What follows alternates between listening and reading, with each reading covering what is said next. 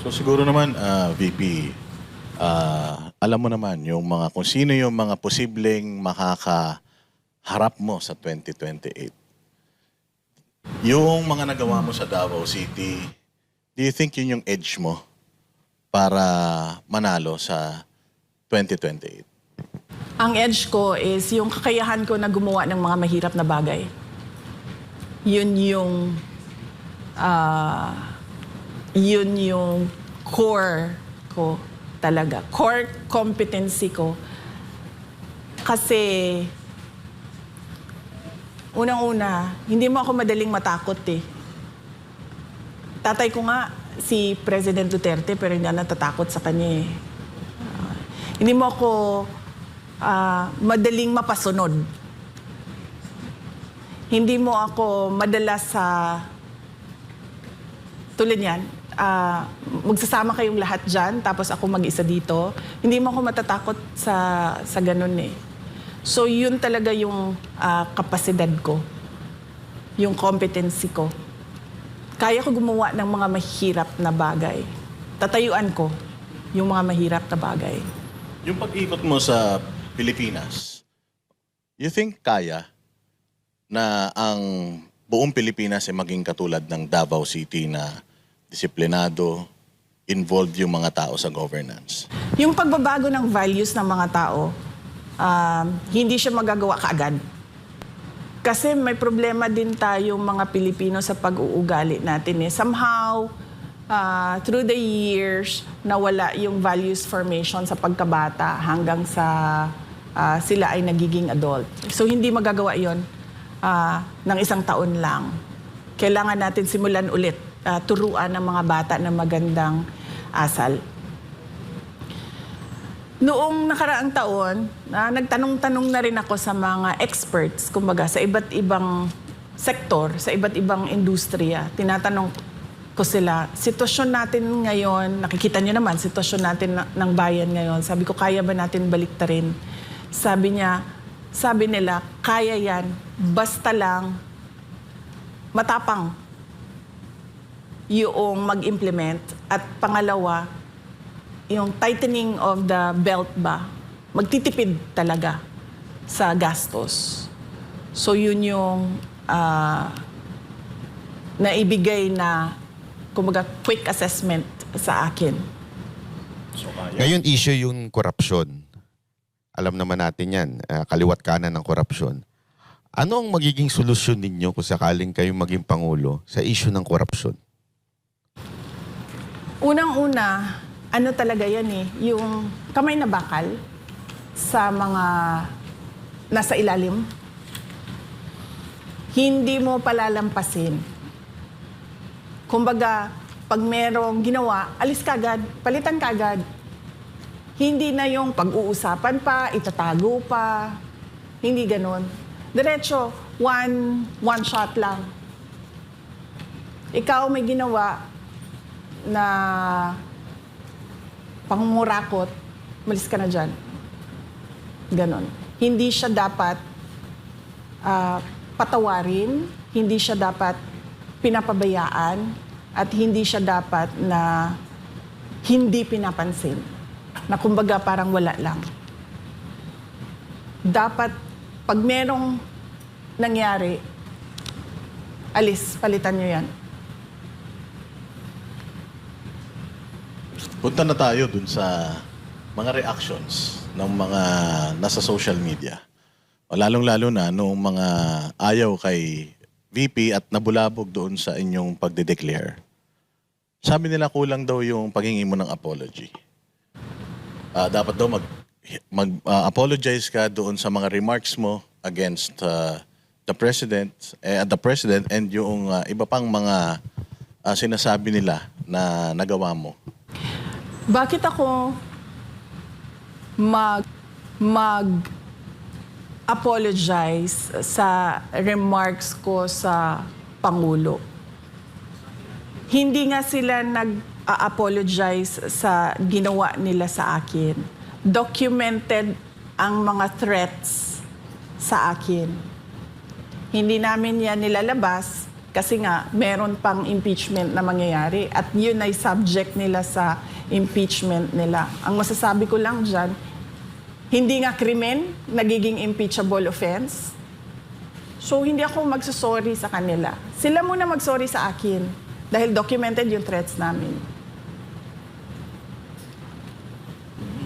Meron pang isang congressman na hindi naman nanalo pero nakaupo ngayon ang nagsabi na hindi daw siya susuporta sa'yo.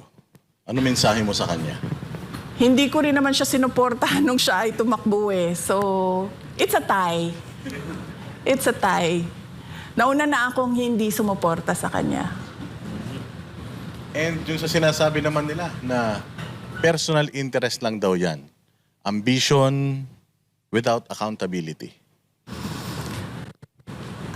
Hindi ko maintindihan, ano ba sinasabi nila na walang accountability? May 4 sila na impeachment complaints, 'di ba? Araw-araw nila tinitreten na iimbestigahan, magta-trial, i-impeach. So hindi ko alam saan doon ang walang accountability. Nung meron namang nag-file ng impeachment complaint, ano ba sinabi namin? We are prepared to answer it during trial. Ma'am, nung amin pong itong vinlog, ang kadalasang comment ng tao, mag-ingat si VP. Kasi alam naman natin, ngayon na talaga nag-finalize na kayo ng decision nyo, sure, sa tingin ng mga Pilipino, sobrang laki ng chance yung manalo.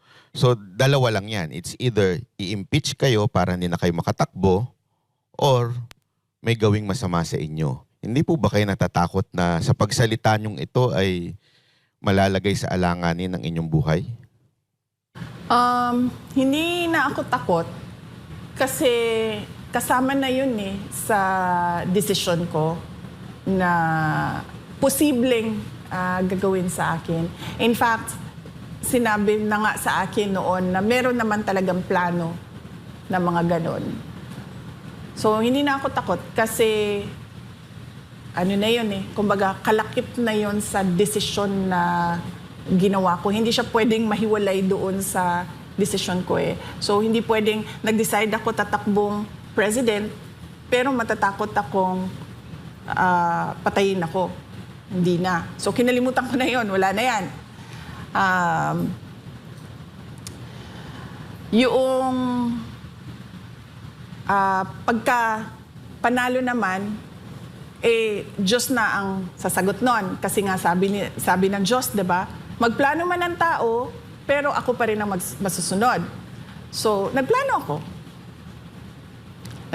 ako, natatakbo akong Pangulo. Sinunod ko kung ano yung hinihingi ng taong bayan. Diyos na ang bahala kung ano yung mangyayari sa susunod. Ano mo, Banat? May bagay na maging VP, si VP. Sino? May bagay si Pastor. Maging VP. Actually. Pero, VP, hinga namin kayo ng mensahe para sa mga kababayan natin na nawawalan na ng pag-asa, saturated na, napapagod na political, tsaka pagod na rin sa mga nararanasang paghihirap dito sa ating bayang Pilipinas. Sa mga kababayan natin na dumadaan sa hirap, kung ano man yon, sa personal man, sa trabaho man, o yung hirap ninyo sa politika o sa mga dinadaanan ng bayan natin, magtiwala kayo sa Diyos. Lagi kayong magdasal na bigyan kayo ng lakas at ng kaalaman, strength and wisdom, at bigyan kayo ng grace na tanggapin kung ano yung nangyayari sa buhay ninyo. At pag merong nangyari na hindi maganda sa buhay ninyo, isipin nyo na lang na mas matindi yung nangyari. Mas matindi yung nangyari sa buhay ko. So, hindi yan ang katapusan ninyo. Kasi merong isang tao na mas matindi pa ang dinaanan. Pero hinding-hindi mag-give up. Last question. Alam naman po natin, bansa natin ngayon is polarized na masyado. At isang ang hesitant ng iba na parang baka pag nanalo kayo, maggagantihan lang. Kayo po ba isang magiging presidente na mag-unify sa ating bansa? Drink Heart Smart, 100% pineapple juice fortified with Reducol to help lower cholesterol. Bansa. Magiging vengeful. Oo. Wala kasi sa ugali ko yung pagiging vindictive at ano bang tawag dyan? Yung gumaganti. Kung makikita nyo sa governance ko, noong ako ay mayor ng Davao City, tumanggap din, nung kampanya, tumanggap din ako ng sobrang katakot-takot na banat mula sa naging katunggali ko at the time bilang mayor candidate. Pero nung ako ay umupo, tapos na yun lahat. Nung nangyari nila, ng banat nila sa kampanya, lahat ng sinabi nila, wala na yon. Tapos kung maalala nyo, nung ako ay mayor, hindi ako gusto ng mga tao na nakapalibot kay dating Pangulong Rodrigo Duterte. Hindi naman natin tinatago iyan. 'Di ba? Nahirapan nga ako magpa-approve ng city administrator ko noon kasi kinokontra talaga nila ako. Pero hindi ko naman sila binalikan. Ang dami nilang pahirap na ginawa sa akin. Pero pinabayaan ko lang na para bang, sige, yan yung gusto nyong gawin, gawin nyo lang. So, wala sa history ko sa history ng trabaho ko ang gumaganti. Kung nakita nyo sa Office of the Vice President, pag upo ko dyan, karamihan dyan ay mga appointees ni Vice President Leni Robredo. Pero hindi ko sila pinaalis. Hindi ko sila sinabihan na papalitan namin kayo ng mga tao namin na pwede naman namin gawin dahil yung mga hindi permanent positions ay wala naman security of tenure yon. So sinabi ko, pabayaan niyo sila. Kung gusto nilang tumuloy, welcome sila na magtrabaho sa Office of the Vice President. Kung ayaw na nila, dahil ayaw nila ako, then welcome din silang mag-resign. So wala kaming pinaalis dyan. Noong ako ay umupo, wala akong, hindi ko siniraan si dating Vice President Leni Robredo sa mga ginawa niya bilang Vice President. In fact, gusto nga sana namin yung mga legacy ng mga nakaraan ng mga Vice President ay malaman ng mga tao kung ano yung mga accomplishments nila at mga ginawa nila. Hindi ko, wala sa ugali ko yon sa pagtatrabaho. Pero ito lang ang sasabihin ko. Hindi pwede na walang managot. Yung nire-recruit ko na Vice President, siya ang magpapanagot sa mga gumawa ng mali sa bayan. Para ako, nakatutok ako sa trabaho ng presidente. Mukhang naging bala ko doon Mukhang may clue tayo May clue ka? Oo, mukhang alam ko na. Pero alam mo ko, naniniwala ako na mananalo si VP bilang presidente. Kasi marami ng revelations kay Pastor na maraming beses actually mas maraming beses daw niyang napanaginipan na si VP magiging presidente kesa kay PRRD. So again, VP, salamat po sa inyong pagpaunlak sa aming imbitasyon and it's a great honor and opportunity